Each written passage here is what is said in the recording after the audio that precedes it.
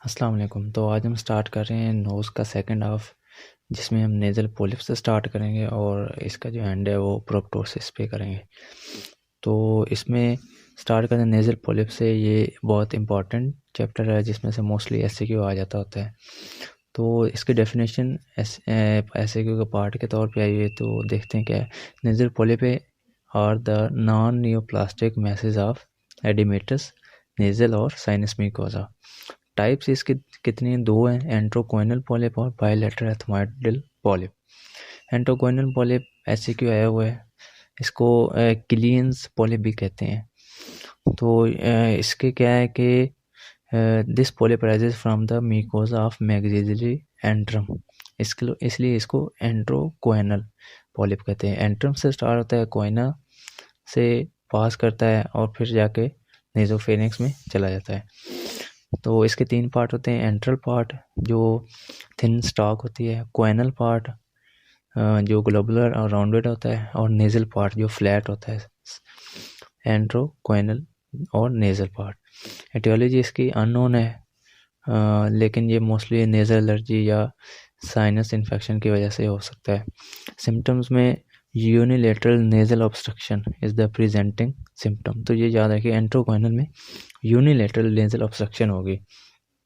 Voice become thick and nasal discharge mostly mucoid होता है, और हाइपोनेज़ैलिटी की वजह से वो वॉइस थिक होती है।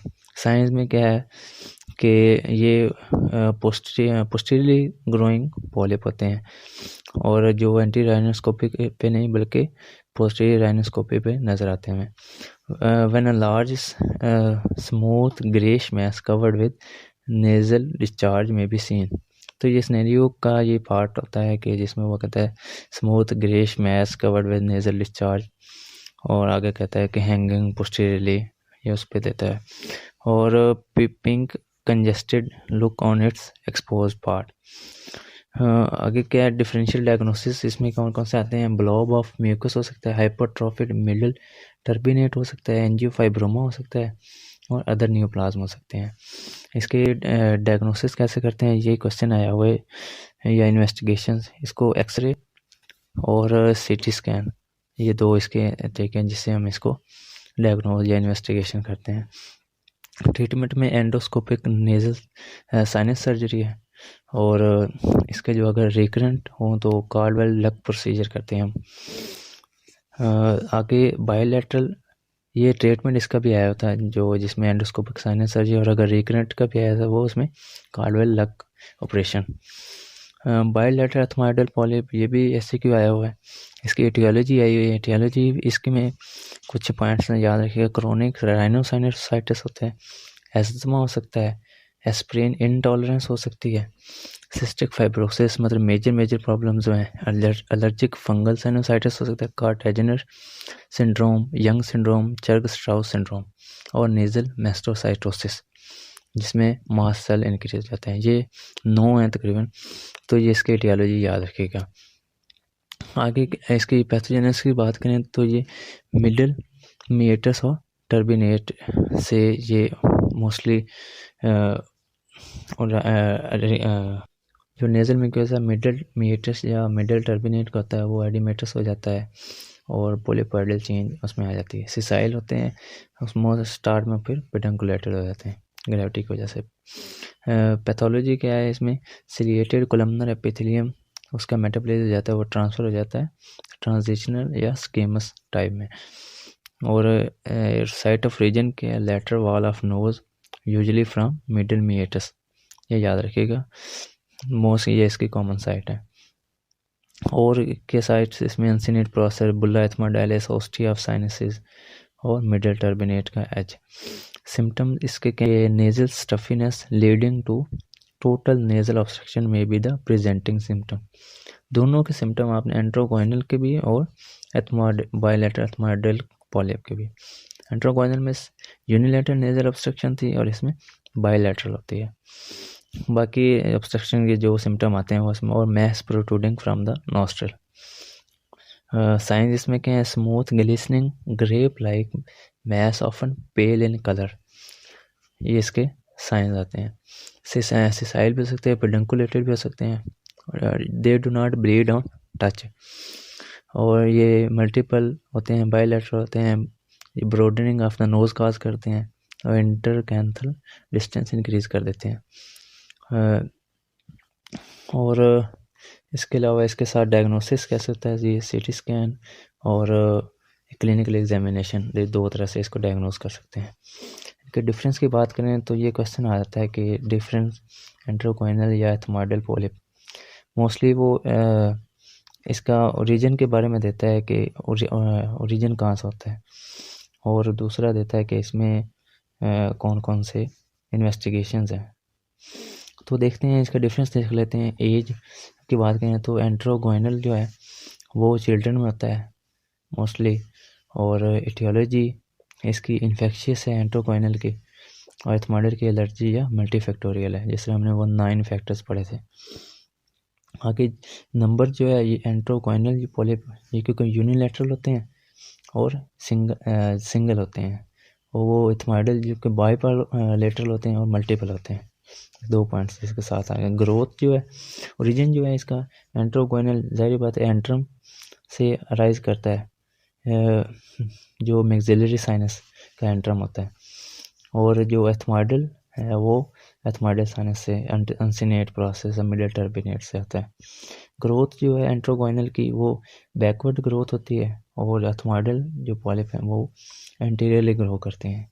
साइज़ और शेप की बात करें तो ये एंट्रोगोइनल जो ट्रायल होप्ड होते हैं, और जो एथमॉइडल हैं वो ग्रेप लाइक मैस होते हैं।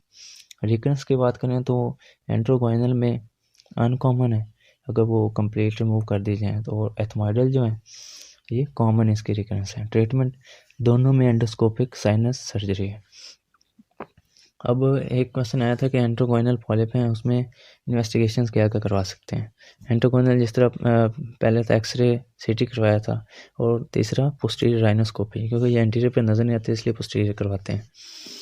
एक क्वेश्चन और आया था जिसमें था कि common causes of unilateral nasal obstruction, कि एक साइड की नेजल ऑब्स्ट्रक्शन उसके कॉजेज क्या हो सकते हैं। तो ये 3 जगह पे हम देखते हैं। वेस्टिब्यूल में देखते हैं, ऊपर इससे जाए तो नेजोफेरिंक्स नेजल कैविटी, और इससे पीछे जाएँ तो नेजोफेरिंक्स। तो इन 3 लोकेशंस पे हम देखते हैं क्या क्या कॉजेज होते हैं। वेस्टिब्यूल में क्या कॉजेज, फ्रंकल कॉज हो सकता है, वेस्टिबुलाइटिस हो सकता है, स्टीनोसिस हो सकता है, एट्रीजिया या स्क्वैमस सेल कार्सिनोमा हो सकता है, पेपिलोमा हो सकता है। नेजल कैविटी में देखें तो डीएनएस, हाइपरट्रॉफिक टर्बिनेट्स और पॉलिप कॉज हो सकता है, राइनोलिथ हो सकता है, और फॉरेन बॉडी को हो सकती है। नेजोफेरिंक्स में क्या गया, यूनिलैटरल कोएनल एट्रीजिया, ये एक ही है। तो ये यूनिलैटरल नेजल ऑब्स्ट्रक्शन के कॉजेज हैं। और बायलैटरल के भी कुछ कॉजेज हैं, जिसमें वेस्टिब्यूल में वेस्टिबुलाइटिस, स्टेनोसिस और एट्रीजिया ये सेम ही है जिस तरह यूनिलैटरल के। नेजल कैविटी में क्या आएगा, hypertrophic turbinate, DNS, nasal polyp, और नेजोफेरिंक्स में लार्ज कोएनल पॉलिप और एडिनॉइड हाइपरप्लेजिया। तो आगे हम बात करते हैं ट्रीटमेंट इसका। ये क्वेश्चन भी है कि ट्रीटमेंट पॉलिप का क्या है। कंजर्वेटिव ट्रीटमेंट है और सर्जिकल ट्रीटमेंट है। कंजर्वेटिव में हम क्या मोस्टली मेडिसिन से एंटीहिस्टामिन देते हैं, और दूसरा शॉर्ट कोर्स ऑफ स्टीरॉयड दे देते हैं, और ये 2 तरह से हम करते हैं। और जो सर्जिकल है इसमें हम जैसे हम वो डिफरेंस में देखा कि एंडोस्कोपिक साइनस सर्जरी करते हैं, और जो एथमॉइडल पॉलिप्स हैं वो एक स्पेसिफिक एंडोस्कोपिक साइनस सर्जरी का आगे स्पेशल है, जिसको कहते हैं फंक्शनल एंडोस्कोपिक साइनस सर्जरी, जो 0 डिग्री, 30 डिग्री, 70 डिग्री एंगुलेशन पे मुख्तलिफ इसकी टाइप्स हैं। Polypi can be removed more accurately when ethmoidal cells are removed, ये एथमॉइडल के लिए है। अब क्योंकि अब जो हमारे पास यूज़ होता है वो एंडोस्कोपिक साइनस सर्जरी है, लेकिन जो पहले पोलिप्स को रिमूव करने के लिए जो तरीके यूज़ होते हैं उसमें पोलिपेक्टमी होता था, इंट्रानेजल एथमॉइडेक्टमी, एक्स्ट्रानेजल एथमॉइडेक्टमी और ट्रांस एंट्रल एथमॉइडेक्टमी। तो ये 4 थे जो एंडोस्कोपिक साइनस सर्जरी से पहले जो चलते थे हमारे पास। और जो पोलिपेक्टमी है उसमें हम स्नेयर के थ्रू करते हैं और स्पेशल फॉरसेप्स भी यूज़ करते हैं। इंट्रानेजल में क्या तब करते हैं जब मल्टीपल और सेसाइल पोलिप हों, और एक्स्ट्रा नेज़ल जो है तो जब रिकरेंस का चांस हो तो फिर हम एक्स्ट्रा नेज़ल कर देते हैं। और ट्रांस एंट्रल जो है ये मैक्सिलरी एंट्रम अगर इन्वॉल्व हो और कॉल्डवेल लक प्रोसीजर के थ्रू इसको ओपन करते हैं ट्रांस एंट्रल में। तो ये पोलिप वाला हमारा चैप्टर कंप्लीट होता है। नेक्स्ट हमारे पास है एपिस्टैक्सिस। एपिस्टैक्सिस भी बहुत ही इंपॉर्टेंट है, इसमें से बहुत दफ़ा आया हुआ क्वेश्चन और तकरीबन इसमें से आ जाता होता है। एपिस्टैक्सिस क्या है? Bleeding from inside the nose is called epistaxis. It is a sign and not a disease. और ये क्या है? ब्लड क्वेश्चन है कि ब्लड सप्लाई ऑफ नोज क्या है, तो ये याद रखिए कि नेजल सेप्टम की अलग लिखनी है और लेटरल वॉल की अलग लिखनी है। तो नेजल सेप्टम की बात करें तो असल में दो आर्टरीज है ना, एक्सटर्नल कैरोटिड और इंटरनल कैरोटिड। ये पूरे नोज को सप्लाई करते हैं। एंड जो इंटरनल कैरोटिड है वो उसकी आगे ब्रांचेज हैं एंटीरियर एथमोइडल और पोस्टीरियर एथमोइडल आर्टरीज। ये इंटरनल कैरोटिड है, ये सेप्टम को भी अब सप्लाई करती हैं और लेटरल वॉल को भी, ये दोनों ही सप्लाई करते हैं। तो ये सेम हो गई हमारे पास। जो एक्सटर्नल कैरोटिड है वो जो नेजल सेप्टम में उसमें स्फीनोपैलेटाइन, ग्रेटर पैलेटाइन और septal branch of superior labial artery. जो लेटरल वॉल है उसमें हमारे पास posterior lateral nasal branches from sphenopalatine, मतलब आर्टरी स्फीनोपैलेटाइन ही है, ग्रेटर पैलेटाइन ही है, लेकिन जो हमारे पास आगे septal branch of superior labial थी उसकी जगह हमारे पास आ जाती है branches of facial artery to nasal vestibule. मतलब वो लोकेशन उनकी सेम ही है, लेकिन इसमें हमारे पास चौथी आ जाती है nasal branch of anterior superior dental. अगर सिंपल मैं बता दूं आपको तो नेजल सेप्टम है और लेटरल वॉल है। अब जो इंटरनल कैरोटिड सिस्टम है वो दोनों को सप्लाई करता है, उसमें एंटीरियर और posterior ethmoidal internal carotid system की आर्टरीज हैं, तो ये दोनों को, सेप्टम को भी देती हैं और लेटरल वॉल को भी देती हैं। और जो इसके साथ है सेप्टम की जो एक्सटर्नल कैरोटिड से ब्रांचें हैं वो स्फीनोपैलेटाइन, ग्रेटर पैलेटाइन और septal branch of superior labial जो फेशियल आर्टरी के ब्रांच आ गए। और जो अगर एक्सटर्नल कैरोटिड जो लेटरल वॉल पे है वो स्फीनोपैलेटाइन की ब्रांच आते हैं मैक्सिलरी आर्टरी की, और इंफ्राऑर्बिटल ब्रांच ऑफ मैक्सिलरी आर्टरी, उसमें दो दे देती हैं। तो ये आपने याद रखने, बस नाम इनके याद रखने। लिटल्स एरिया क्या है? It is situated in the anterior inferior part of nasal septum just above the vestibule. इसमें चार आर्टरीज वो एनास्टोमोस करती हैं, उसमें कौन कौन सी आती हैं? Anterior ethmoidal, septal branch of superior labial, septal branch of sphenopalatine और ग्रेटर पैलेटाइन। इसमें पोस्टीरियर एथमोइडल नहीं आती, चार बाकी आती हैं जो नेजल सेप्टम की होती हैं। और तो इसको ये वेस्कुलर प्लेक्सिस है, इसको कैजलबैक प्लेक्सिस भी कहते हैं, और ये usual site for epistaxis in children and young adults है। रेट्रो कोलुमेलर वेन, रेट्रो पीछे, कोलुमेलर को कहते हैं, और वेन ये क्या है? This when runs vertically downward just behind the columella, cross the floor of nose and joins venous plexus on the lateral nasal wall. This is a common site of venous bleeding in young people. ये याद रखिए, MCQ आ सकता है, common site of venous plexus in venous bleeding in young people.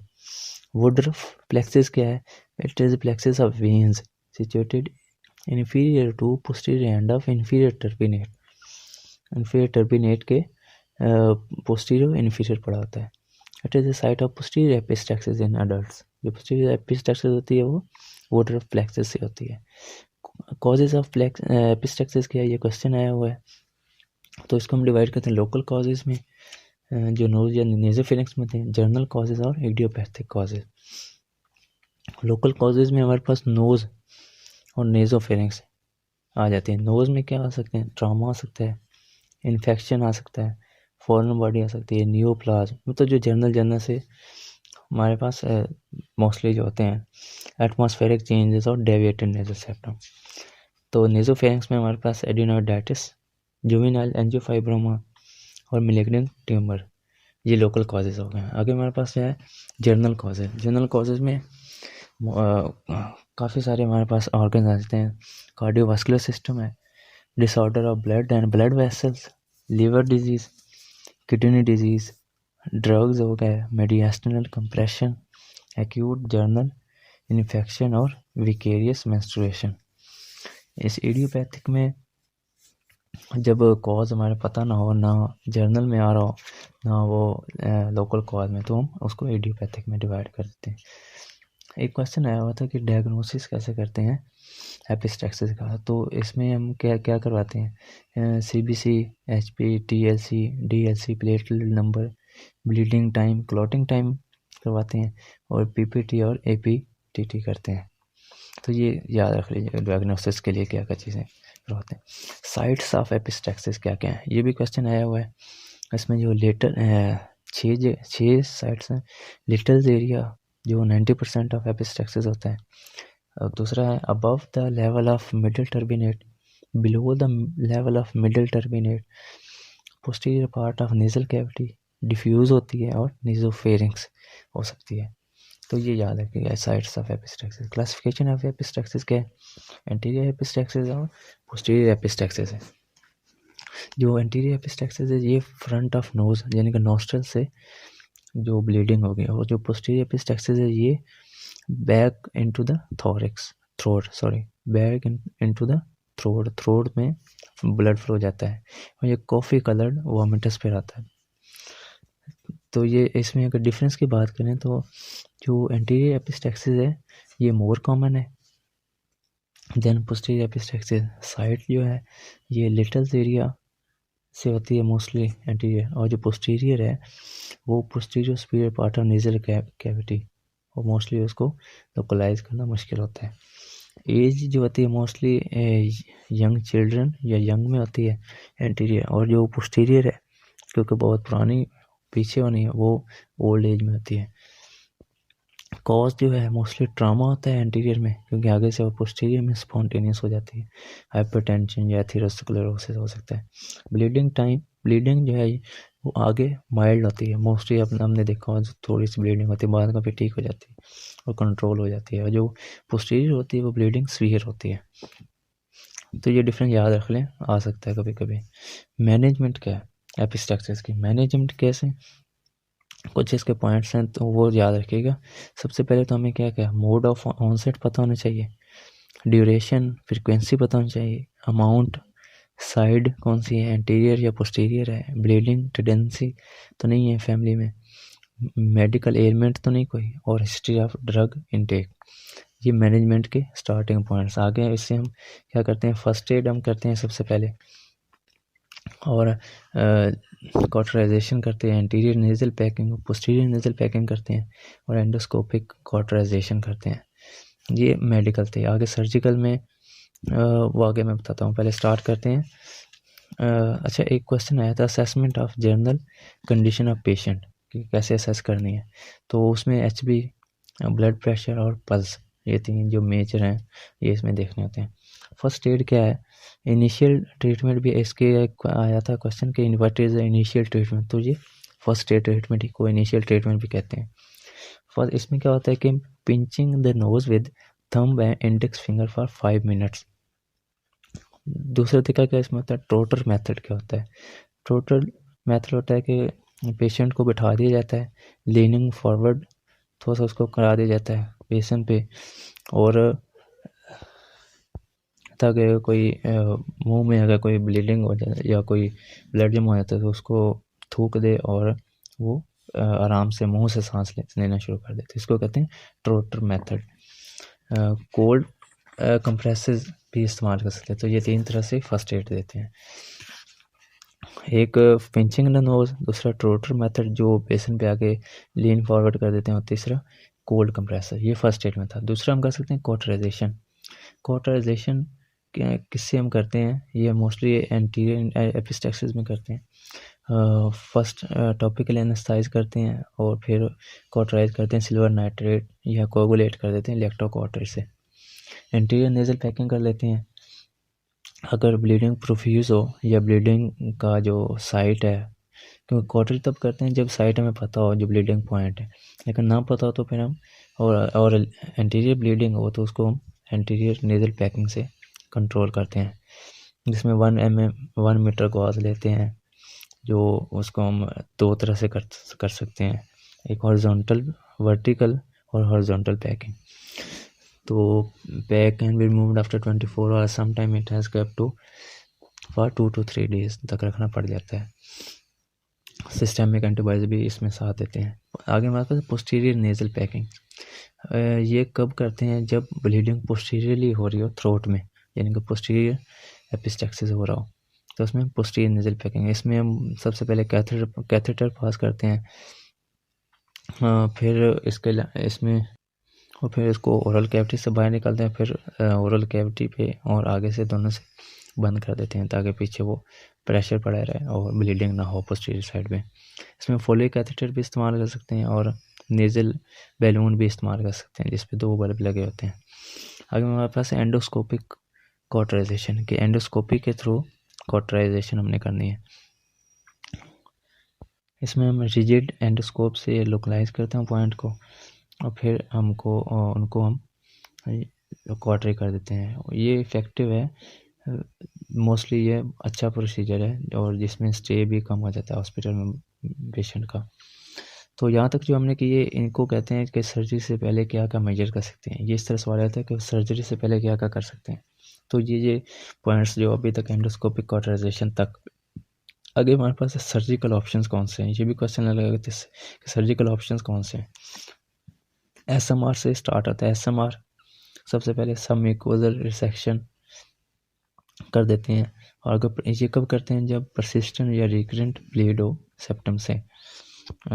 इससे क्या होता है कि फाइब्रोसिस हो जाती है और ब्लड वेसल्स कंस्ट्रिक्ट कर जाती हैं। और दूसरा, इससे आगे लाइगेशन ऑफ वेसल्स, लाइगेट कर देते हैं, वैसे एक्सटर्नल कैरोटिड को कर देते हैं above the level region of superior thyroid artery और मैक्सिलरी आर्टरी को करते हैं जब अनकंट्रोलेबल पोस्टीरियर एपिस्टैक्सिस हो। और आगे एथमॉइडल आर्टरीज को भी करते हैं, जिसको हम medial wall, these vessels are exposed in the medial wall of orbit by an external ethmoid incision या लिंच इंसिजन कहते हैं। ये याद रखिएगा एथमॉइडल आर्टरीज की लाइगेशन के लिए। आगे हमारे पास TESPAL, trans nasal endoscopic sphenopalatine artery ligation, ये रिजिड एंडोस्कोप से की जाती है। और anterior ethmoidal arteries can be ligated by Lynch incision, और ये इन कंट्रोल ऑफ सक्सेस इसकी क्या है, in control of refractory posterior bleed. ये टेस्ट पार करते हैं। एम्बोलाइजेशन कर सकते हैं, आखिरी स्टेप है। It is done by interventional radiologist through femoral artery catheterization. और gel form, absorbable jail form ये दे देते हैं, या पॉलीविनाइल अल्कोहल या कॉइल्स। जनरली सेफ प्रोसीजर है और सेरिब्रल थ्रोम्बोएम्बोलिज्म हेमाचूरिया का हमें डर रहता है इसमें। Ethmoidal arteries can not be embolized. तो ये हमारे पास इसके जो स्टेप्स हैं इसके मैनेजमेंट के। अगर हमारे पास जनरल मेजर्स क्या होती हैं एपिस्टैक्सिस में, ये भी क्वेश्चन आया हुआ कि जनरल मेजर्स क्या होती हैं।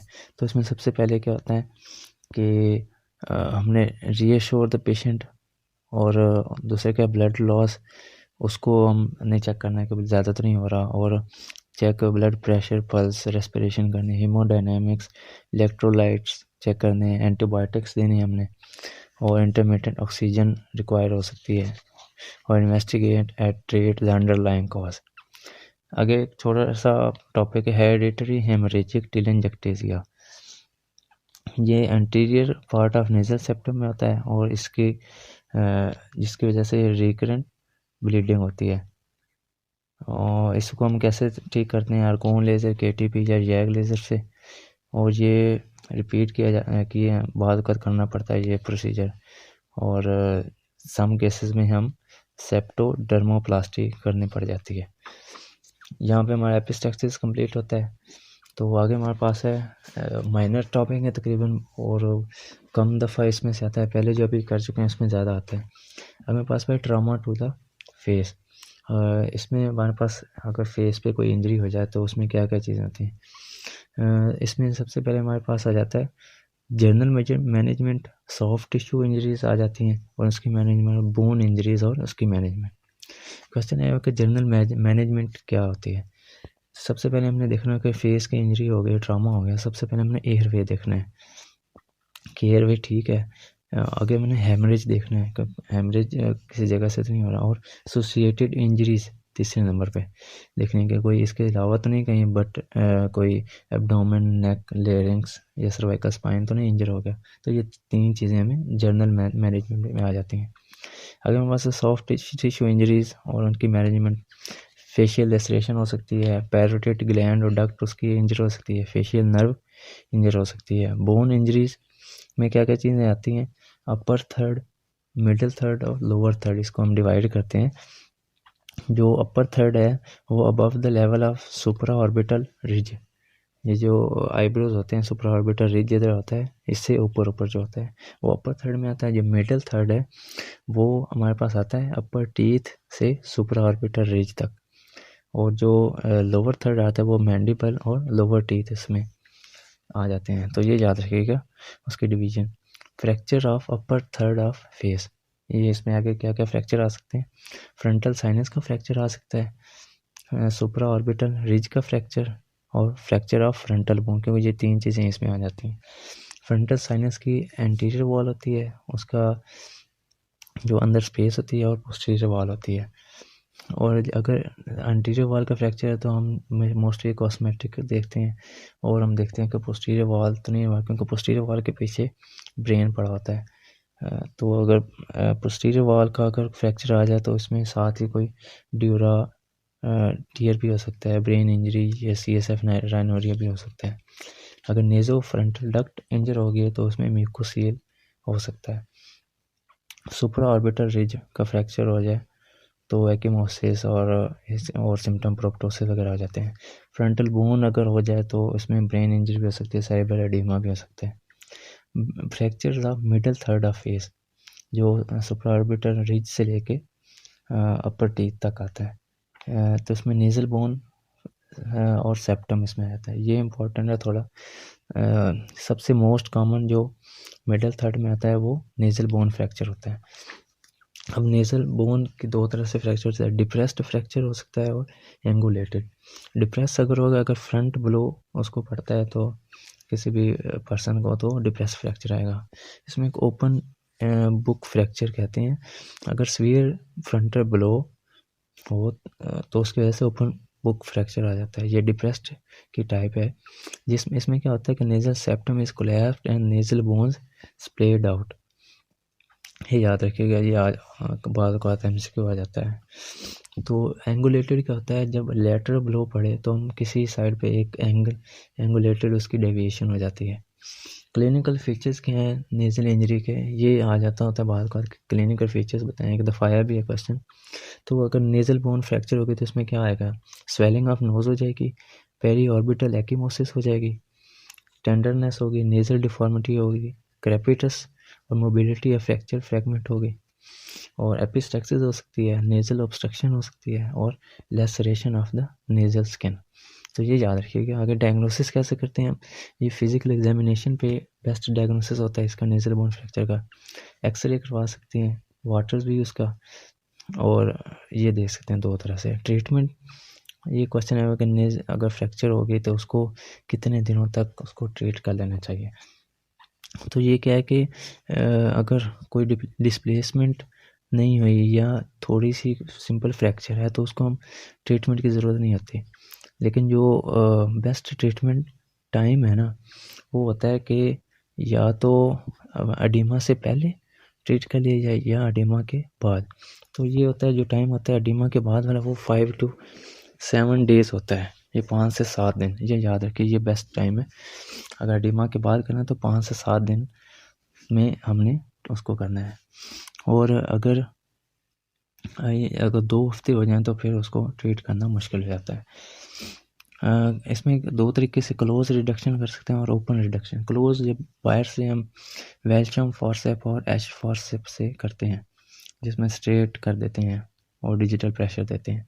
ओपन रिडक्शन जिसमें हम ओपन करते हैं नेजल कैविटी को और राइनोप्लास्टी या सेप्टोराइनोप्लास्टी के थ्रू करते हैं।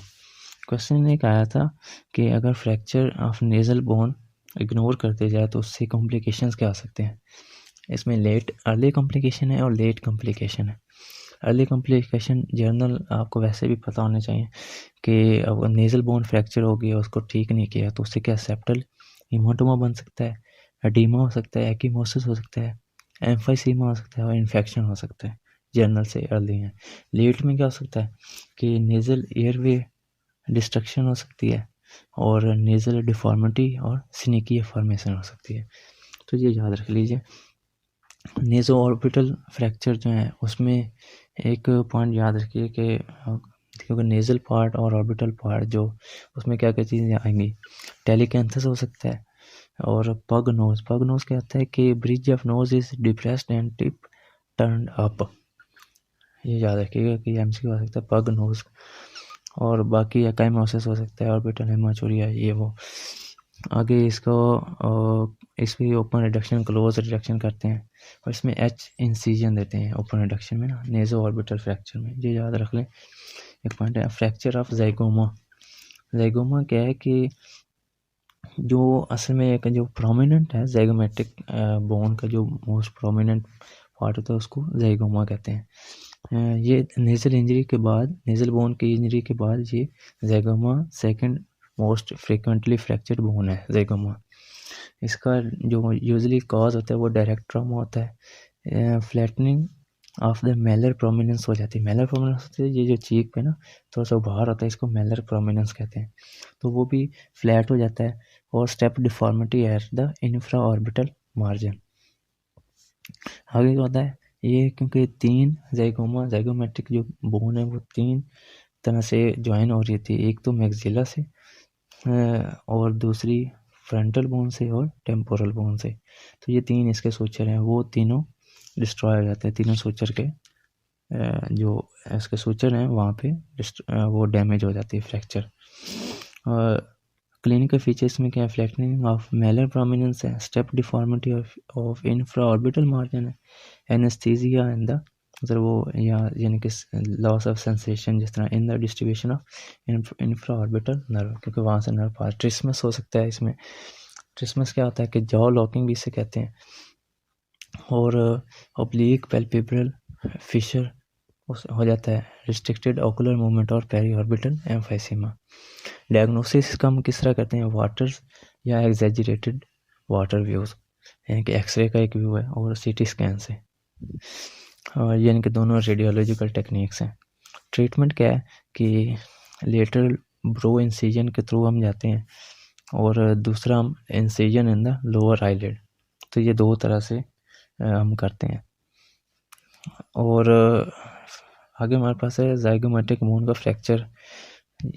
इसका इम्पोर्टेंट इतनी नहीं है। और फ्रैक्चर ऑफ ऑर्बिटल फ्लोर आ जाता है। तो ऑर्बिटल फ्लोर जो है ये ज़ाइगोमेटिक या लीफॉर्ट 2 जो मैक्सिलरी फ्रैक्चर हैं ये हमेशा हो जाते हैं और always accompanied by fracture of orbital floor. इसमें ऑर्बिटल फ्लोर इन दोनों में हो जाता होता है।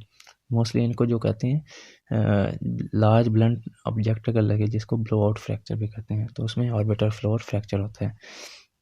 इसमें जो डायग्नोसिस पे आता है वो टीयर ड्रॉप ओपेसिटी, ऐसे जैसे आंसू गिर होता है आँख से, तो वाटर्स व्यू पे हमें टीयर ड्रॉप ओपेसिटी मिलती है।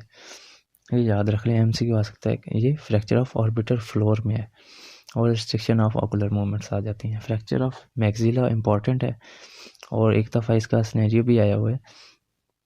मैक्सिला के 3 तरह से इसको हम डिवाइड करते हैं। लीफॉर्ट 1 जिसको हम ट्रांसवर्स फ्रैक्चर भी कहते हैं, लीफॉर्ट 2 जिसको पिरामिडल भी कहते हैं और लीफॉर्ट 3 जिसको क्रेनियोफेशियल डिसजंक्शन भी कहते हैं।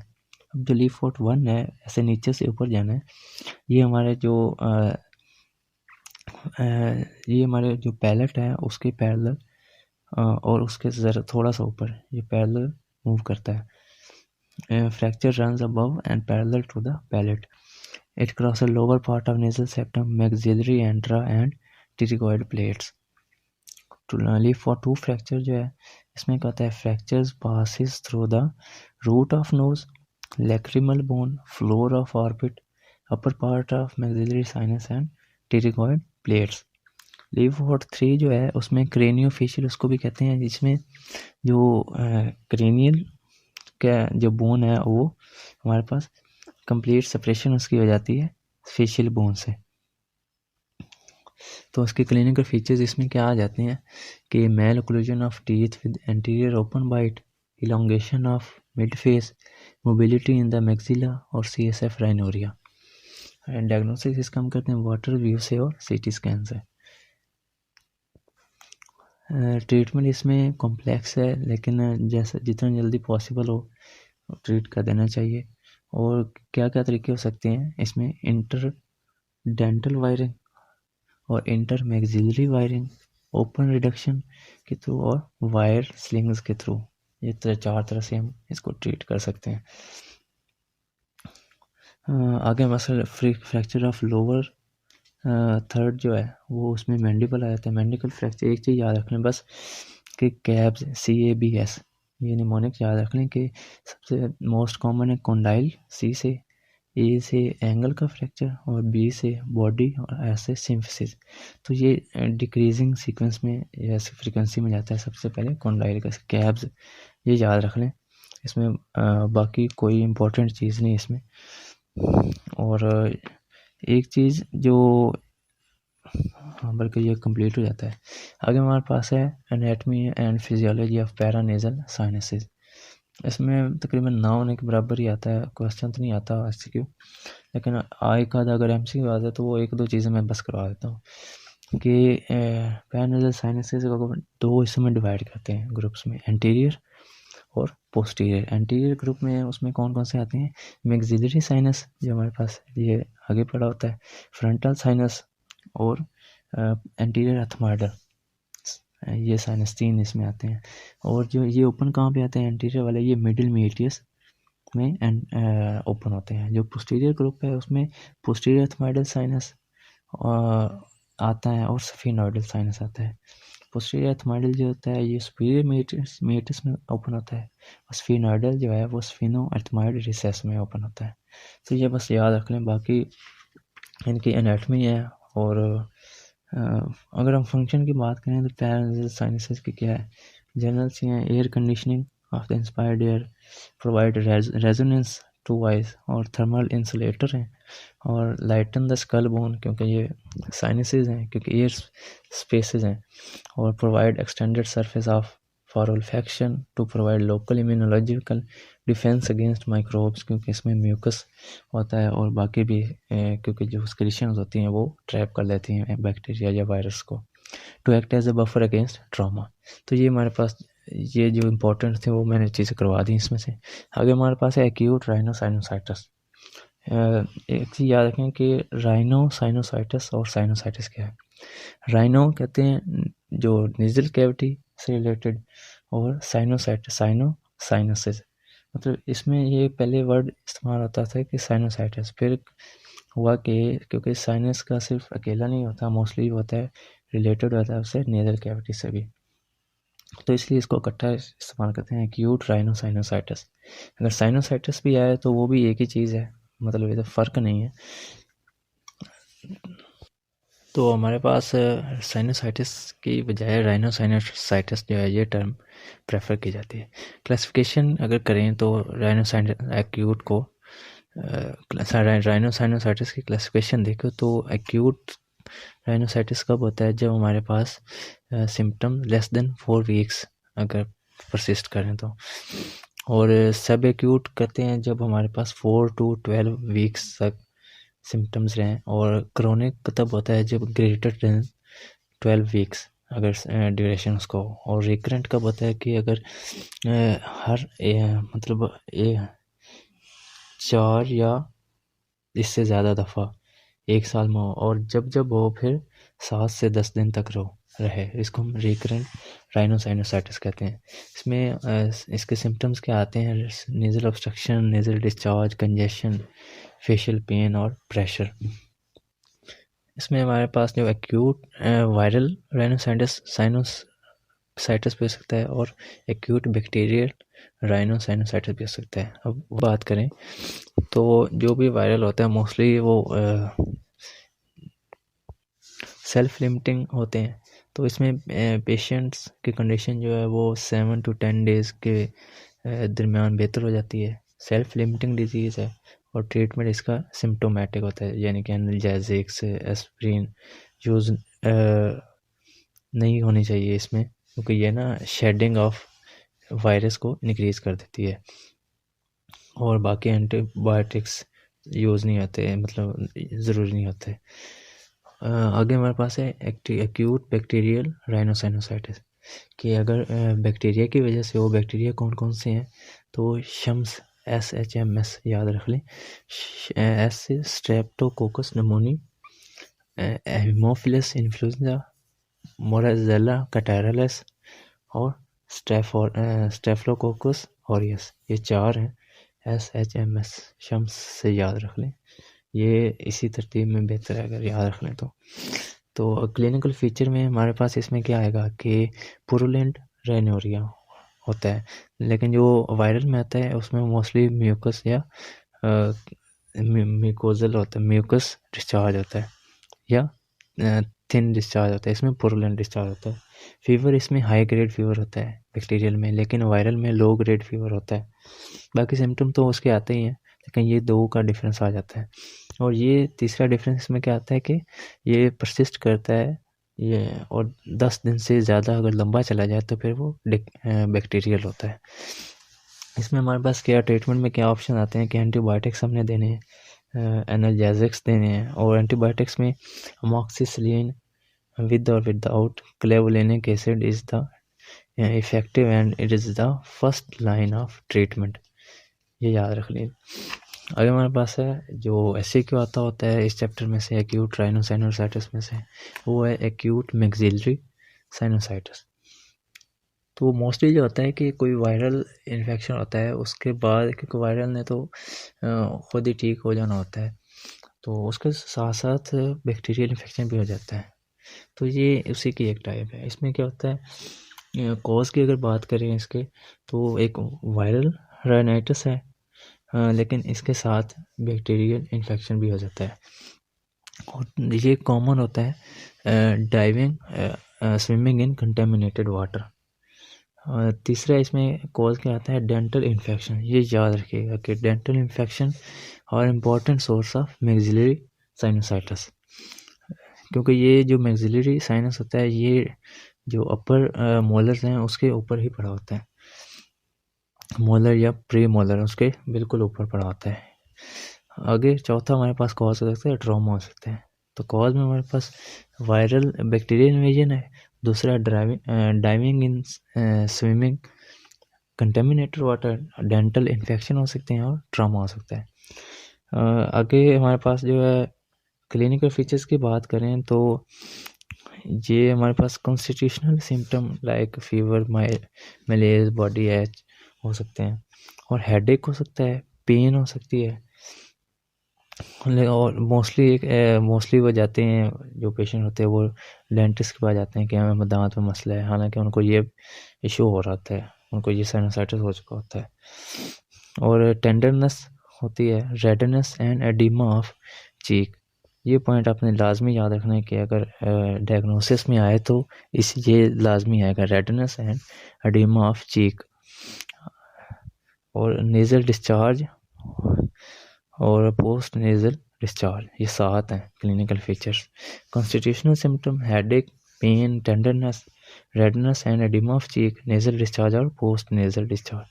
डायग्नोसिस हम इसका किस तरह करते हैं, 2 तरह से कर सकते हैं, ट्रांसल्यूमिनेशन टेस्ट और एक्सरे, इस तरह से करते हैं, और CT भी करवा सकते हैं इसमें। ट्रीटमेंट इसका क्या है, मेडिकल ट्रीटमेंट है और सर्जिकल ट्रीटमेंट है। मेडिकल में हमारे पास क्योंकि ये बैक्टीरियल इन्फेक्शन है, वायरल पहले होता है फिर बैक्टीरियल इन्फेक्शन, तो इसमें एंटीमाइक्रोबियल ड्रग्स वही एम्पिसिलिन और मॉक्सिसिलिन देते हैं, एरिथ्रोमाइसिन, डॉक्सीसाइक्लिन या कोट्रिमोक्साजोल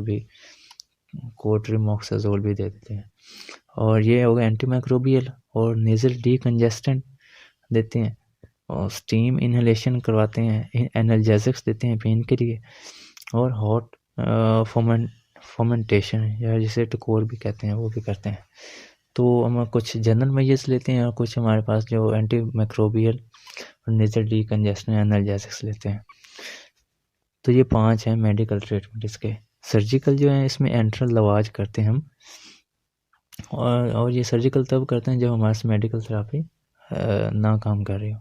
कॉम्प्लिकेशंस इसकी क्या है, ये भी क्वेश्चन है। क्वेश्चन इसमें क्लिनिकल फीचर्स भी आए हुए हैं, डायग्नोसिस आया हुआ है, और ट्रीटमेंट, सर्जिकल ट्रीटमेंट क्या है, कॉम्प्लिकेशन, ये सारा ही इंपॉर्टेंट है। तो कॉम्प्लिकेशन इसमें क्या होते हैं कि एक्यूट है, तो एक्यूट से क्रोनिक जैसा भी एक्यूट हो सकते हैं, क्योंकि ये इससे ऊपर अगर चला जाए तो फ्रंटल साइनोसाइटिस भी करवा सकता है, क्योंकि ये बोन से रिलेटेड तो ऑस्टियाइटिस या ऑस्टियोमाइलाइटिस भी कर सकता है मैक्सिला का, और ऑर्बिटल सेलुलाइटिस या एब्सेस कर सकता है। तो ये 4 तरह से कॉम्प्लिकेशंस आ सकते हैं इसकी। आगे एक्यूट फ्रंटल साइनोसाइटिस है, तो ये वही उसी तरह से मिलता जुलता है। इसमें एक ये है कि फ्रंटल हेडेक होती है जो इसका मेन सिम्टम है, और oedema of upper eyelid with suffused conjunctival and photophobia, conjunctiva और फोटोफोबिया, और एडिमा ऑफ अपर आईलिड, ये इसके जो मेन चीज़ें हैं। और इसका सर्जरी जो है, सर्जिकल ट्रीटमेंट, उसको कहते हैं ट्रेफिनेशन ऑफ फ्रंटल साइनस। ये उसकी ओपनिंग होती है, ये आई से मिडली जो और नेज़ल जो हमारे पास रूट है उसके दरमियान में आती है, इसको कहते हैं ट्रेफिनेशन ऑफ फ्रंटल साइनस। तो ये 3 पॉइंट्स हैं, एक frontal headache, oedema of upper eyelid with conjunctiva and photophobia, और ट्रेफिनेशन ऑफ फ्रंटल साइनस। आगे हमारे पास है एक्यूट एथमोइडल साइनोसाइटिस। तो इसमें मेन पॉइंट्स क्या हैं, एक तो एडिमा ऑफ लिड्स हैं, और ऑर्बिटल सेलुलाइटिस इसमें मोस्टली इसमें आता है, जो एथमोइडल साइनोसाइटिस में ना, कि इससे ज़्यादा करीब पड़ाता है। तो ऑर्बिटल सेलुलाइटिस और इसमें ज़्यादा चांसेस होते हैं, और swelling of the middle turbinate, complication में भी इसके ऑर्बिटल सेलुलाइटिस एब्सेस आ सकता है, विजुअल डिटेरियोरेशन हो सकती है, और ब्लाइंडनेस भी हो सकती है, कवर्नस साइनस थ्रोम्बोसिस भी हो सकती है। आगे हमारे पास है एक्यूट स्फिनॉइड साइनोसाइटिस, और ये तब होता है जब हमारे पास पैन साइनोसाइटिस हो चुका हो। तो ये मतलब लेट कॉम्प्लिकेशन है, लेट स्टेज है। इसमें हमारे पास पोस्ट नेजल डिस्चार्ज होता है, जो मेन पॉइंट है इसमें म्यूकोसील और नियोप्लाज्म से हमें इसको डिफ्रेंशिएट करना पड़ जाता है डायग्नोसिस में ना, म्यूकोसील और नियोप्लाज्म आ जाते हैं। तो ये भी एक्यूट राइनोसाइनोसाइटिस हमारा कंप्लीट होता है इससे। आगे हमारे पास है क्रोनिक राइनोसाइनोसाइटिस। क्रोनिक हमने कहा था कि अगर 12 वीक से ज़्यादा अगर कंटिन्यू रहे साइनोसाइटिस को, उसको हम क्रोनिक में ले आते हैं। ये 2 तरह से इसको हम एटियोलॉजी डिफाइन करते हैं, एक तो क्रोनिक राइनोसाइनोसाइटिस विद पॉलिप्स, और chronic rhinosinusitis with out polyps, मतलब पॉलिप्स के साथ और पॉलिप्स के बगैर। क्रोनिक राइनोसाइनोसाइटिस विदाउट पॉलिप्स जो है ये मोस्टली बैक्टीरियल होता है, और बैक्टीरिया कौन कौन से, स्टेफोरियस, सूडोमोनास, क्लेबिशियला और इकोलाई, ये इसमें आ जाते हैं। प्री डिस्पोजिंग फैक्टर में स्ट्रक्चर डिफॉर्मिटी हो सकती है, इम्पेयरमेंट ऑफ म्यूकोसिलरी क्लियरेंस हो सकती है, सिस्टिक फाइब्रोसिस, ऑस्टियाइटिस या ऑस्टियोमाइलाइटिस होता है, एस्थमा, एलर्जी हो सकती है, डेंटल इन्फेक्शन हो सकता है। ये विदाउट पॉलिप्स अगर क्रोनिक राइनोसाइटिस हो। और आगे बायोफिल्म भी इसका एक कॉज हो सकता है। बायोफिल्म क्या होती है कि प्रोटेक्टिव मैकेनिज्म है, जिसकी वजह से माइक्रो ऑर्गेनिज्म जो पॉलीसेकेराइड फिल्म बना लेते हैं अपनी कॉलोनीज के इर्द गिर्द, जो उनको न्यूट्रिशन और बाकी प्रोटेक्शन देते हैं। और इसमें क्या होता है, पोरुलेंट डिस्चार्ज होता है। ट्रीटमेंट इसमें broad spectrum antibiotic, analgesic, saline, और ये जो चीज़ें होती हैं। और अगर आगे हमारे पास है क्रोनिक राइनोसाइटिस विद पॉलीपोसिस के साथ, तो इसके कॉजेज में हमारे पास सिस्टिक फाइब्रोसिस मेन है, सेम्टर ट्राइड और एस्थमा है। सेम्टर ट्राइड के एस्पिरिन सेंसिटिविटी है, नेजल पॉलिप और एस्थमा है, इसको सेम्टर ट्राइड कहते हैं। तो ये 3 मेन कॉजेज़ हैं, सिस्टिक फाइब्रोसिस, सेप्टाट्राइड, अस्थमा। तो ये आपने याद रखने हैं। डायग्नोसिस इसका सीटी स्कैन से है। आगे इसकी जो ट्रीटमेंट है वो भी वही कुछ हमारे पास एलर्जिक है, अस्थमा का, सिस्टिक फाइब्रोसिस का ट्रीटमेंट जो अंडरलाइन कॉज है। आगे हमारे पास इसमें और कोई चीज़ इंपॉर्टेंट नहीं है इस चैप्टर में। एक चीज़ है जो फंगल इन्फेक्शंस ऑफ साइनसेस, अगर एमसीक्यू आ जाए तो इसमें से आगे सबसे पहले हमारे पास है फंगल बॉल। फंगल बॉल क्या होती है कि it is due to implantation of fungus into otherwise healthy sinus which on CT shows hyper dense area with no evidence of bone erosion or expansion, जिसमें हमारे पास एक जैसे ग्रैनुलोमा नहीं होता लंग्स में, टीबी बन जाता है प्राइमरी इन्फेक्शन में, उसी तरह का ये होता है कि ना ये तंग करता है ना ये बोन इरोजन करता है। ऐसे ही जैसे ना एक बिनाइन सी एक ना डेंस एरिया है जो ग्रैनुलोमा के तौर पे फंगल बॉल, फंगल इन्फेक्शन है, तो बड़ा होता है, वो तंग भी नहीं करता और वैसे लेकिन होता है, उसको हम सीटी स्कैन में देख लेते हैं। तो ये मोस्टली मैक्सिलरी साइनस में होता है और ट्रीटमेंट इसका क्या है, सर्जिकल रिमूवल है। आगे हमारे पास एलर्जिक फंगल साइनोसाइटिस। अब आपको पता है कि एलर्जिक वर्ड है तो इसका मतलब एलर्जिक है, और किसकी वजह से एलर्जिक है, फंगस की वजह से एलर्जी होती है और उस एलर्जी की वजह से साइनोसाइटिस होता है। It is allergic reaction to the causative fungus. तो इसमें क्या होता है, ईओसिनो फिल्स और Charcot Leyden crystal and fungal hyphae हमें नज़र आते हैं। ये हमें वो म्यूकस जो हमारे पास उसमें हमारे पास शार्कोट लेडन क्रिस्टल, फंगल हाइफी और ईओसिनोफिल मिलते हैं। सीटी स्कैन करवाते हैं इसमें, और इसमें भी फंगल इन्वेजन नहीं होती, लेकिन जो हमारे पास अगर डिस्प्लेस हो जाए, बोन इरोजन हो जाए, वो प्रेशर की वजह से होती है। तो ये आपने याद रखना कि अगर एलर्जिक फंगल साइनोसाइटिस में को कहता है कि बोन इरोजन हो गई है, मतलब बोन डिस्प्लेस हो गई, तो उसकी क्या हो जाए, हालांकि ये तो इरोड नहीं करता।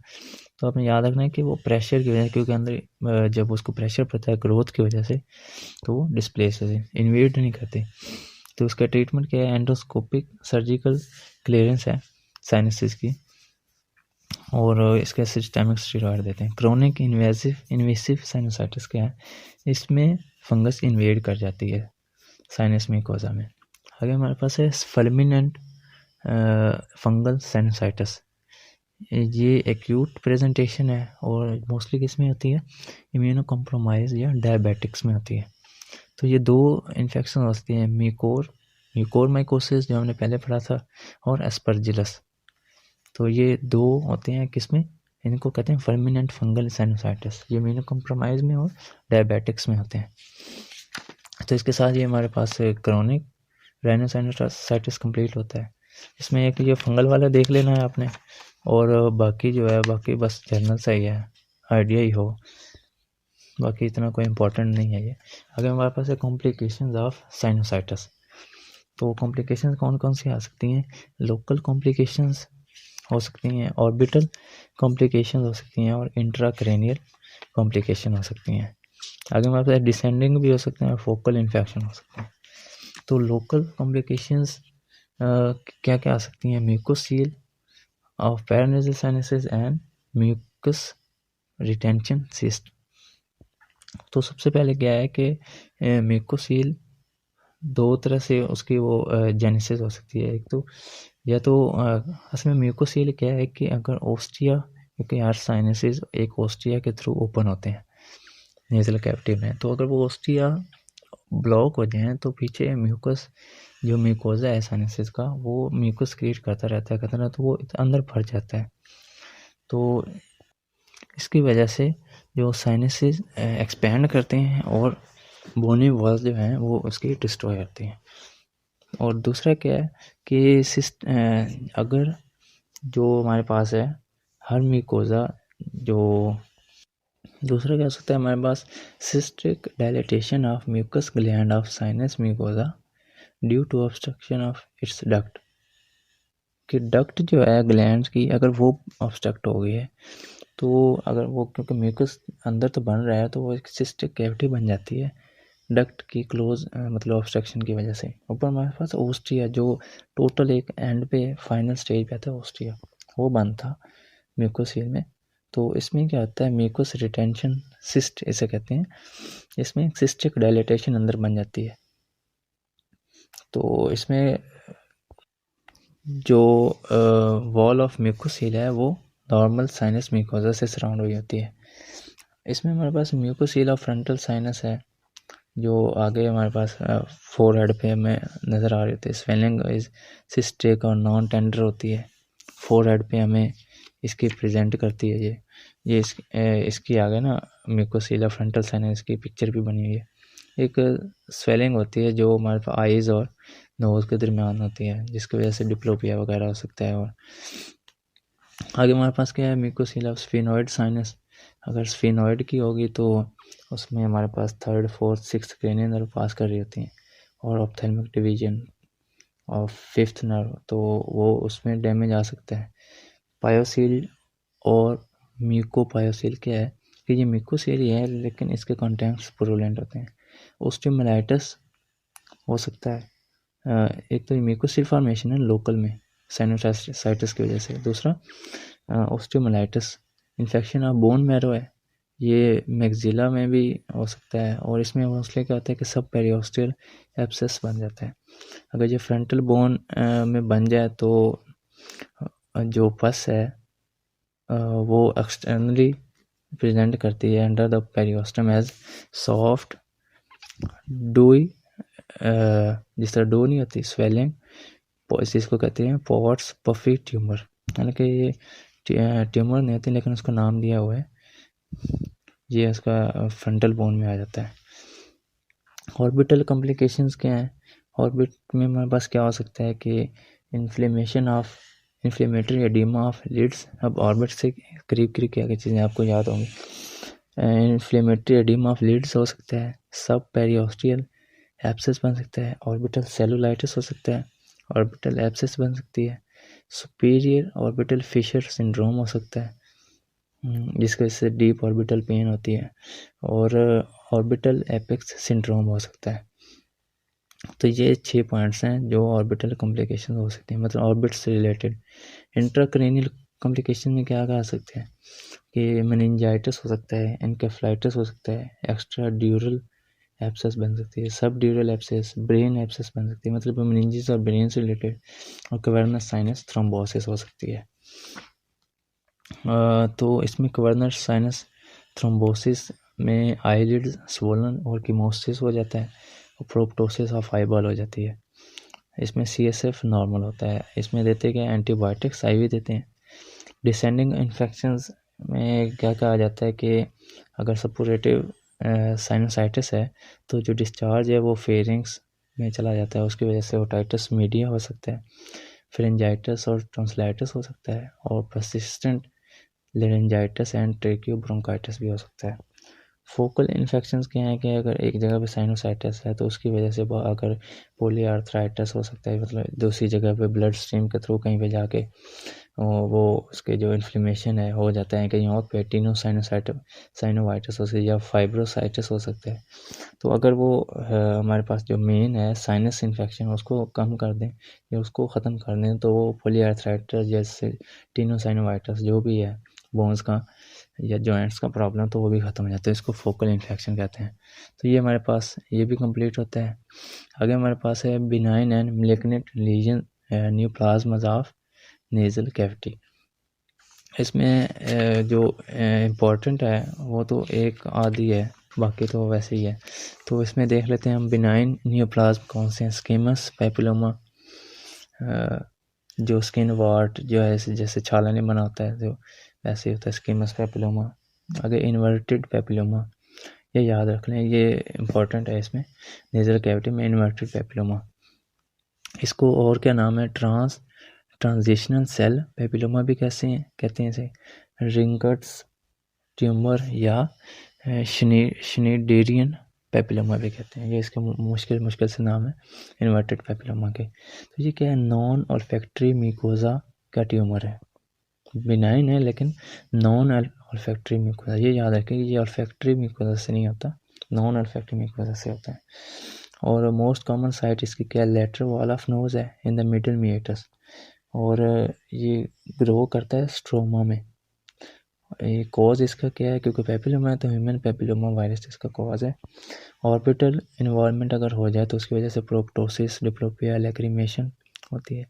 ये रिजेंबल करता है सिंपल नेजल पोलिप या पोलिपाई से। तो इसमें क्या होता है, पोलिप और इसमें फ़र्क क्या होता है कि पोलिप एक बार जब लेट हो जाता है तो उसकी स्टॉक बन जाती है और आगे जो होता है ना ग्लोबुलर स्ट्रक्चर से होता है। इसमें क्या होता है, वो ग्लोबुलर स्ट्रक्चर बाहर होता है, इसमें क्या होता है कि बाहर इसकी थोड़ा सा पोर्शन होता है, लेकिन ये अंदर एपिथेलियम का जो या म्यूकोसा है उसके अंदर ग्रो करना शुरू कर देता है। मतलब इसका जो मेजर इसकी ग्रोथ होती है वो अंदर होती है, तो ये इसलिए इसको इन्वर्टेड कहते हैं। तो इसको सीटी स्कैन या एमआरआई से चेक किया जाता है। और ट्रीटमेंट इसका क्या है, medial maxillectomy is the treatment of choice, ये याद रखने आप। तो बाकी अगर हमारे पास प्लियोमॉर्फिक एडिनोमा है, श्वानोमा है, मतलब ओमा जहाँ पे वो बिनाइन है, मेनिंजियोमा है, हिमेंजियोमा, कैपिलरी हिमेंजियोमा भी हो सकता है, कवर्नस हिमेंजियोमा भी हो सकता है। जो कैपिलरी हिमेंजियोमा है उसमें bleeding polyp of the septum, ये सेप्टम के ब्लीडिंग पोलिप्स हैं कैपिलरी हिमेंजियोमा। और कवर्नस हिमेंजियोमा में lateral wall of nose involve होती है। कॉन्ड्रोमा है कार्टिलेज की, एंजियोफाइब्रोमा। तो ये आप याद रखना कि अगर कोई यंग पेशेंट है, यंग मेल है और उसमें प्रोफ्यूज एपिस्टेक्सिस हो रहा है और वो एपिस्टेक्सिस रुक नहीं रहा या किसी भी जो जर्नल मेजर हैं उससे ख़त्म नहीं हो रहा, तो उसको अपने सीधा कह देना कि जुवेनाइल एंजियोफाइब्रोमा उसको है। तो इसमें posterior part of nasal cavity near the sphenopalatine foramen, ये इसकी प्राइमरी साइट है जहाँ से ये बड़ा होता है, स्फेनोपैलेटाइन फोरामेन के करीब। इंटरनेजल मेनिंजोइन्फेलोसील है, ये हर्निएशन है। और आगे हमारा ग्लायोमा है, नेजल डर्मोइड है। मैलिग्नेंट ट्यूमर्स हमारे पास उसमें क्या है, कार्सिनोमा ऑफ नेजल कैविटी, तो इसमें स्क्वेमस सेल कार्सिनोमा है। और बाकी जो है इसमें मैलिग्नेंट मेलानोमा है और ऑल्फैक्टरी न्यूरोब्लास्टोमा है। तो एक चीज़ इसमें याद रखना है कि स्क्वेमस सेल कार्सिनोमा है उसकी, ये मैलिग्नेंट है स्क्वेमस सेल कार्सिनोमा, तो इसमें वेस्टिबुलर इसकी डिवीजन है और सेप्टल है। जो सेप्टल है ये इसमें नोज प्रिकर कैंसर भी इसको कहते हैं। जो सेप्टल है ना स्क्वेमस सेल कार्सिनोमा की सेप्टल, उसको कहते हैं नोज प्रिकर कैंसर। और बाकी इसमें जो है जो मैलिग्नेंट मेलानोमा है इसमें स्लेटी ग्रे या ब्लूइश ब्लैक पॉलीपॉइड मैस बनता है। और जो एस्थीजियो न्यूरोब्लास्टोमा या ऑल्फैक्टरी न्यूरोब्लास्टोमा है उसमें friable cherry red polypoid minus in the upper third of nasal cavity बनता है। और इसमें सूडो अगर लो ग्रेड है तो इसमें सूडो रोजेट बनते हैं, या अगर हाई ग्रेड है तो न्यूक्लियर पॉलीमॉर्फिज्म, लेकिन सूडो रोजेट नहीं होते। तो ये याद रख लीजिए, बाकी इसमें इम्पोर्टेंट नहीं है इतना। आगे हमारे पास लास्ट जो नियोप्लाज्मा ऑफ पैरानेजल साइनसेस, पहले हमने पढ़ा था नेजल कैविटी के नियोप्लाज्मा, हमारे पास पैरानेजल साइनसेस। इसमें ब्लाइंड नियोप्लाज्मा हमारे पास ओस्टियोमा आ जाता है। ये जो मोस्टली फ्रंटल साइनस में मोस्ट कॉमन है और मोस्टली एसिम्प्टोमेटिक ही होता है। और जो फाइब्रस डिस्प्लेजिया है इसमें क्या है कि फाइब्रस है तो इसमें bone is replaced by fibrous tissue, और ये मैक्सिलरी साइनस में मोस्टली होता है। ओसिफाइंग फाइब्रोमा जिसमें the tumour can be shelled out easily, ये ओसिफाइंग फाइब्रोमा है। और अमीलोब्लास्टोमा या एडामेंटिनोमा ये फ्रॉम द ओडोंटोजेनिक टिश्यू से अराइज करती है। मैलिग्नेंट में क्या क्या चीज़ें आती हैं, इसकी कॉज क्या है, एक चीज़ याद रखें, MCQ आ सकता है बाद कि फर्नीचर इंडस्ट्री में एडिनोकार्सिनोमा, उसके जो वर्कर हैं, workers of furniture industry develop adenocarcinoma of the ethmoid and upper nasal cavity, while those engaged in nickel refining get squamous cell and anaplastic carcinoma। तो ये याद रखने कि फर्नीचर वर्कर्स में एडिनोकार्सिनोमा और निकल रिफाइनिंग में स्कीमस सेल या और एनाप्लास्टिक कार्सिनोमा होता है। जो इस चैप्टर का मोस्ट इम्पॉर्टेंट एससीक्यू है वो है कार्सिनोमा ऑफ मैक्सिलरी साइनस का कार्सिनोमा। इसमें कहता है ये अराइज करता है साइनस लाइनिंग से और इट में remain silent for long time giving only वेग सिम्टम और ऑफ साइनोसाइटिस के साइनोसाइटिस के कुछ सिम्टम इसमें आ जाते हैं। क्लिनिकल फीचर्स इसमें क्या है कि इसमें नेज़ल स्टफीनेस होती है और blood stained nasal discharge, facial paraesthesia and pain and epiphora. तो जो डायग्नोसिस में आता है वो आता है नेज़ल स्टफीनेस और ब्लड स्टेन्ड नेज़ल डिस्चार्ज। तो ये आपने याद रखना है कि अगर ये ब्लड स्टेन नेज़ल डिस्चार्ज और नेज़ल स्टफीनेस आ जाए और साथ इसके मतलब राइट अपर मोलर टीथ आ जाए, नेज़ल ऑब्स्ट्रक्शन फाउल स्मेलिंग आ जाए, नेज़ल डिस्चार्ज, तो ये कार्सिनोमा ऑफ मैक्सिलरी साइनस होगा। लेट इसके फीचर्स क्या आते हैं, अगर मीडियली मतलब हर जगह पे स्प्रेड कर सकता है ना कार्सिनोमा, तो इसमें अगर ये मीडियली डायरेक्शन आप वैसे इनमें लाएं कि इससे मीडियल क्या पड़ा है, नोज़ पड़ा हो तो उसमें डिस्चार्ज और एपिस्टेक्सिस हो सकता है। एंटीरियरली अगर स्प्रेड कर जाए तो एंटीरियर इसकी स्किन है तो स्वेलिंग ऑफ चीक होगी। इन्फीरियर अगर ये चला जाएगा इन्फीरियर स्प्रेड तो dental pain, loosening of teeth, poor fitting of dentures और ulceration of gingiva, swelling in the hard palate, ये हो जाएंगे। सुपीरियर अगर स्प्रेड कर जाता है तो इससे ऊपर क्या है ऑर्बिट पड़ा उसमें प्रोप्टोसिस हो सकती है, डिप्लोपिया, ओकुलर पेन और एपिफोरा। अगर पोस्टीरियरली स्प्रेड कर जाए तो उसमें ट्रिस्मस हो सकता है। इंट्राक्रेनियल स्प्रेड कर जाए तो उसमें फोरामेन लेसिरम और क्रिबिरम एथमॉयड या क्रिबिरिफॉर्म प्लेट में चला जाता है। लिम्फेटिक्स के थ्रू कहाँ जा सकता है, सब मैंडिबुलर और अपर जुगुलर नोड्स तक। सिस्टेमिक अगर मेटास्टेसिस हो जाए तो मोस्टली लंग्स में होती है या बोन में भी हो सकती है। डायग्नोसिस का कैसे करते हैं, ये क्वेश्चन आया हुआ है। रेडियोग्राफ ऑफ साइनसेस करवा लेते हैं, सीटी स्कैन करवा लेते हैं और बायोप्सी करवा लेते हैं। ये याद रखिएगा, 3 है। तो आगे हमारे पास इसका ट्रीटमेंट आया हुआ था, ठीक है। ट्रीटमेंट इसका क्या है, ट्रीटमेंट हम इसकी सर्जरी कर सकते हैं, रेडियोथेरेपी कर सकते हैं, मैक्सिलेक्टमी कर सकते हैं और प्री ऑपरेटिव टेलीक्वाल्ट थेरेपी कर सकते हैं। तो ये 4 आपने याद रखने हैं। आगे इस चैप्टर में कोई इतनी इम्पोर्टेंट चीज़ नहीं है। लास्ट पे हमारे पास है प्रोप्टोसिस। प्रोप्टोसिस क्या है कि प्रोट्रूजन ऑफ आई बॉल जो ऑर्बिटल मार्जिन से अगर आगे आ जाए, ये कितनी आएगी उसको प्रोप्टोसिस कहते हैं। सूडो प्रोप्टोसिस किस कंडीशन में हो सकती है कि एन ऑप्थाल्मोस या हमारे पास लेट रिट्रैक्शन है या हाई मायोपिया है, तो ये हमारे पास सूडो प्रोप्टोसिस के कॉजेज है। एटियोलॉजी क्या है कि इसके लिए हम जो एक्रोनिम है वेन, VIN, वेन से याद रखेंगे। V से वास्कुलर कॉजेज हो सकते हैं प्रोप्टोसिस के, E से एंडोक्राइनल कॉजेज, I से इन्फ्लेमेशन या इन्फेक्शन और N से neoplastic, VEIN। Vascular endocrinal inflammation या इन्फेक्शन और नियोप्लास्टिक।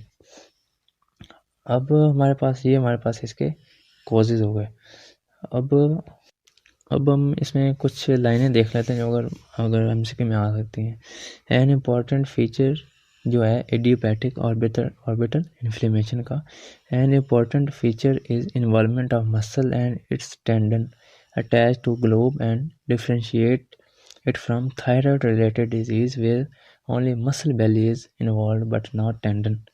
जो इडियोपैथिक ऑर्बिटल इन्फ्लेमेशन है इसमें जो मसल है वो मसल और उसके टेंडन दोनों इन्वॉल्व होते हैं, और जो थायराइड आई डिजीज़ है इसमें सिर्फ मसल इन्वॉल्व होता है, मसल बेली, और उसमें टेंडन नहीं इन्वॉल्व होता। और जो ग्रेव्स ऑप्थेल्मोपैथी है ये मोस्ट कॉमन कॉज है बायलैटरल और यूनिलैटरल प्रोसेस का। तो ये याद रखिएगा, ग्रेव्स ऑप्थेल्मोपैथी मोस्ट कॉमन कॉज है बायलैटरल और बाद यूनिलैटरल प्रोसेस का। तो सीटी स्कैन इसके लिए यूज़फुल होता है कि इसको और इडियोपैथिक ऑर्बिटल इन्फ्लेमेशन से डिफ्रेंशिएट करें। और हेमेंजियोमा ऑफ ऑर्बिट कवर्नस में हेमेंजियोमा मोस्ट कॉमन है, और जिस तरह कैपिलरी हेमेंजियोमा आता है, और बाकी इसमें लिम्फोमा है, रैप्डोमायोसार्कोमा है। बाकी इसमें कोई इम्पोर्टेंट चीज़ नहीं है। वैल्यूएशन कैसे करते हैं प्रोप्टोसिस की, डिटेल्ड हिस्ट्री लेते हैं, फिजिकल एग्जामिनेशन करते हैं, सीटी स्कैन, एमआरआई, अल्ट्रासोनोग्राफी करते हैं, और बायोप्सी करवा लेते हैं, और सिस्टेमिक डिजीज़ देख लेते हैं। मैनेजमेंट क्या है कि इसकी हर कंडीशंस के हिसाब से डिफरेंट है। मेडिकल ट्रीटमेंट, सर्जिकल, एंडोस्कोपिक भी है इसका ट्रीटमेंट, और लेटरल ऑर्बिटोटोमी। चिल्ड्रन में हमारे पास एक चीज़ याद रखिए कि चिल्ड्रन में dermoid cyst of the orbit is the most common benign tumour, and रैप्डोमायोसार्कोमा is the malignant one जो मोस्ट कॉमन है। ये चिल्ड्रन की बात है। अभी अडल्ट्स की बात करें तो cavernous haemangioma is the most common benign tumour of orbit, and lymphoma is the malignant one. जो लिम्फोमा है वो सबसे मोस्ट कॉमन अडल्ट्स में है, मैलिग्नेंट ट्यूमर। तो इसके साथ ही हमारे पास ये सेकंड हाफ कंप्लीट होता है। तो उसका इंशाल्लाह उम्मीद है आपको समझ आ गया होगा। तो इसके साथ मुझे इजाज़त दीजिए और दुआ में याद रखिए। खुदा हाफिज़।